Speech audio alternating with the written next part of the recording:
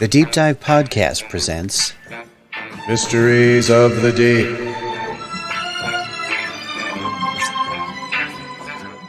Hello, divers.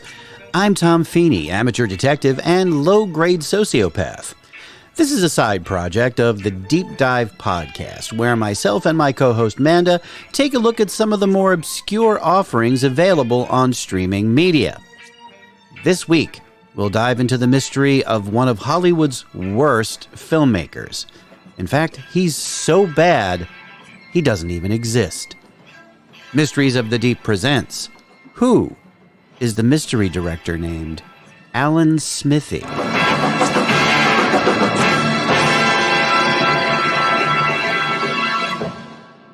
No one ever claimed that being a Hollywood movie director is an easy job.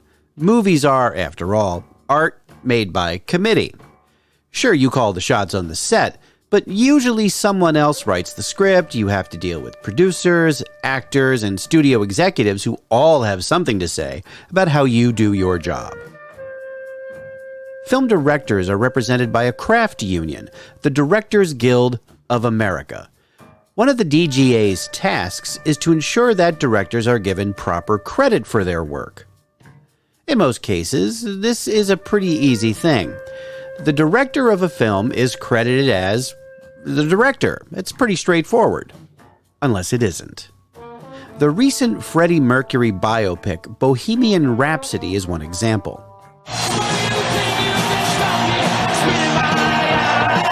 He's the director of Bohemian Rhapsody, one of the hottest movies of the year, with a career full of giant hits, including The Usual Suspects. I got to make like I was notorious. And 4 X-Men movies. Now, as for Bohemian Rhapsody, you may remember that Singer was actually fired as director during the final stages of filming amid reports of discord on the set and absences due to what he later said were family health issues. The big question, will any of this affect the movie's Oscar chances? We're going to have to wait and see on that one. Director Bryan Singer, known best for directing several of the X-Men movies, was removed from Bohemian Rhapsody's director's chair 2 weeks before filming was complete. Reports of Singer's bad behavior during production began swirling around Hollywood. Being regularly absent from the shoot, having altercations with actor Rami Malek, and having temper tantrums on set were some of the reasons given. Now, Singer has downplayed reports of his firing, but after his firing, 20th Century Fox hired British director Dexter Fletcher to complete the film. So that begs the question, who gets the credit for directing Bohemian Rhapsody? As much as Fox may have wanted to remove Singer's name from the credits due to the growing controversy that surrounded him, it really wasn't their call. That's where the Directors Guild of America comes in. All DGA contracts have a strict clause that there can be only one director per film, and the DGA has final say over who is credited as director. There is an odd exception to that rule. Directing partners like the Coen brothers or the Russo brothers, who directed the last 2 Avengers movies, are considered to be a single directing entity. But that was not the case with Bohemian Rhapsody. In that case, the DGA determined that Singer gets sole credit as director. Singer was involved with the development, casting, and production of the movie, so the credit went to Singer, not Dexter Fletcher. It's easy to see how a filmmaker can feel like a piece of saltwater taffy being pulled in a bunch of different directions. In some cases, this meddling can have a negative impact on the final product. It's pretty safe to say that the vast majority of directors don't go into the job wanting to make a bad movie. Sometimes, though, a director can be so upset over how their film turned out, they don't even want their name attached to it. What happens then? Well, things get a little complicated.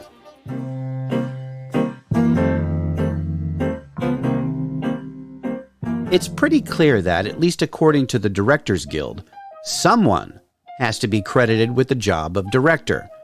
It's not a good look to see directed by nobody on the silver screen. During the first half century of the movie industry, you had to have your name on the credits as director whether you wanted it there or not. The DGA did not allow directors to use a pseudonym instead of their real name.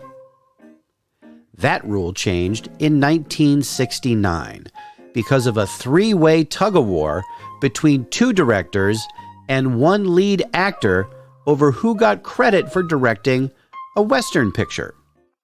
This gunfighter was the law for 20 years, until a hate-ridden town took the law into its own hands and turned on the gunfighter. Richard Widmark, rebel with a badge in Death of a Gunfighter.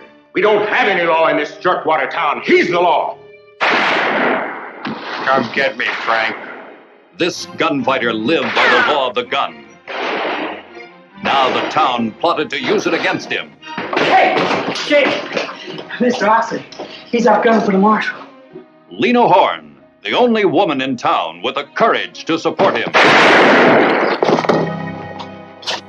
I want to marry you. After all these years, why are you just asking me today? I tried my damnedest not to kill him. Does it matter? It matters that you believe me. Isn't it more important that they believe you? I don't care what they believe. This gunfighter throws a penetrating spotlight on the behavior of an entire town in the manner of High Noon and reveals the hidden motives that make one man the town's target. Frank Patch is your conscience, and you fellas are afraid. We want him out right now. I'm asking you to resign before they kill you. Get the hell out of here, Lou.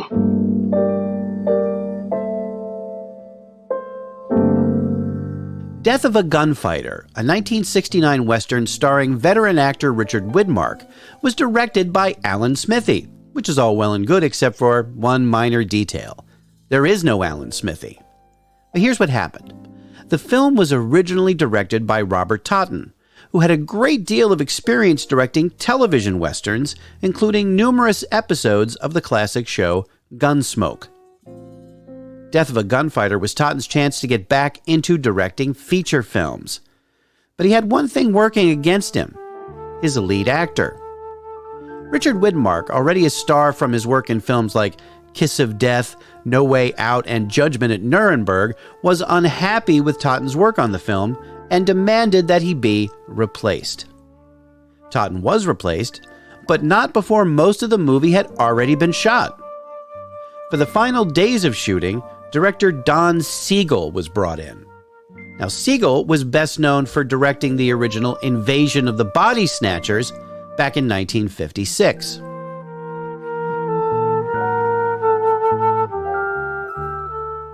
After Death of a Gunfighter was finished, neither man wanted to take credit.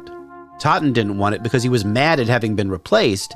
Siegel didn't want it because he felt he really didn't contribute that much to the final film.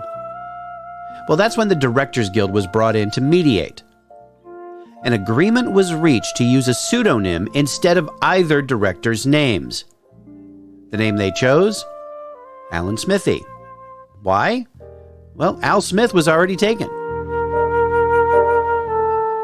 After Death of a Gunfighter was released, it was praised by movie critics, including Roger Ebert himself.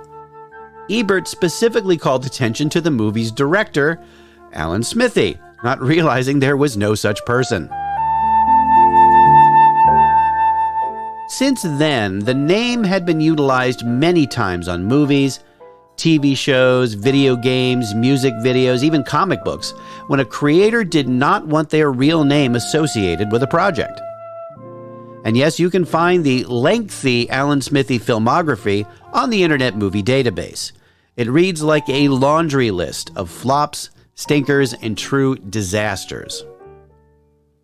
Perhaps the worst Alan Smithee film was titled An Alan Smithee Film, also called Burn, Hollywood, Burn. This is the inside story on the greatest action-adventure film ever made and never seen.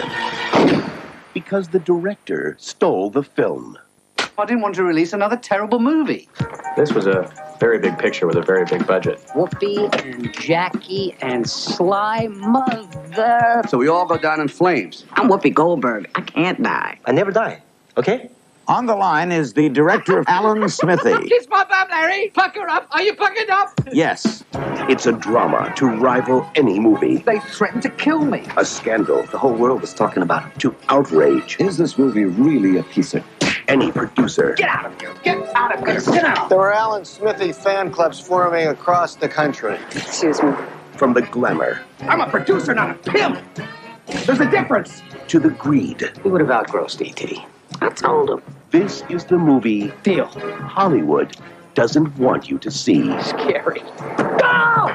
Ryan O'Neal, Eric Idle, Richard Jeni, Coolio, Chuck D, Sylvester Stallone. You know, I'm doing this for free, so don't break my... You have to edit that out. Whoopi Goldberg. What are you, God? Jackie Chan. Burn, Hollywood. Burn. Is the movie really that bad? It's worse than Showgirls. It's a 1997 film about a British director with the actual name Alan Smithy, played by Eric Idle. He wants to disown the movie he made, but can't because his name is Alan Smithy.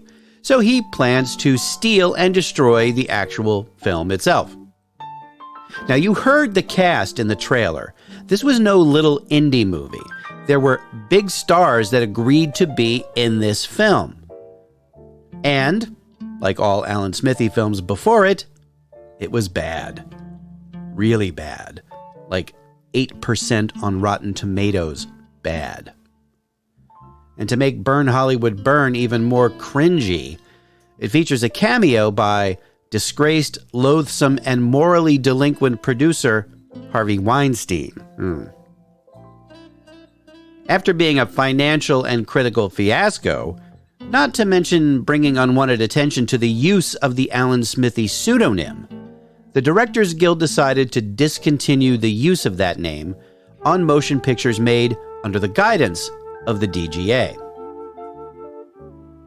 In some cases, when a feature film is re-edited for television without the original director's input, they will have their name removed from the edited film. For example, when director David Lynch's ambitious and incomprehensible sci-fi epic Dune was re-edited and extended for television, Lynch had his name removed and replaced with Alan Smithy. Lynch also had his screenwriting credit removed and replaced with the pseudonym Judas Booth, combining the names of the Bible's greatest narc and Abraham Lincoln's least favorite actor. These days, more generic-sounding names are used when a director wants their name removed from a film. This is to prevent any potential negativity being attached to the movie.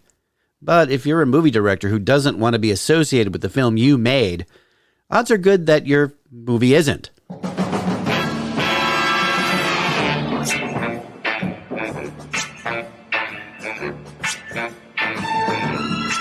Thanks for listening. If this is the first time you've heard this podcast, check out our past episodes and subscribe so you don't miss a single one. And we want to hear from you.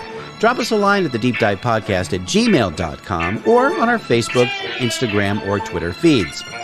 You can find links to those on our website, thedeepdivepodcast.com. All clips used in this podcast are meant for educational purposes only and not to infringe on existing copyrights. Mysteries of the Deep is a production of Automaton Studios.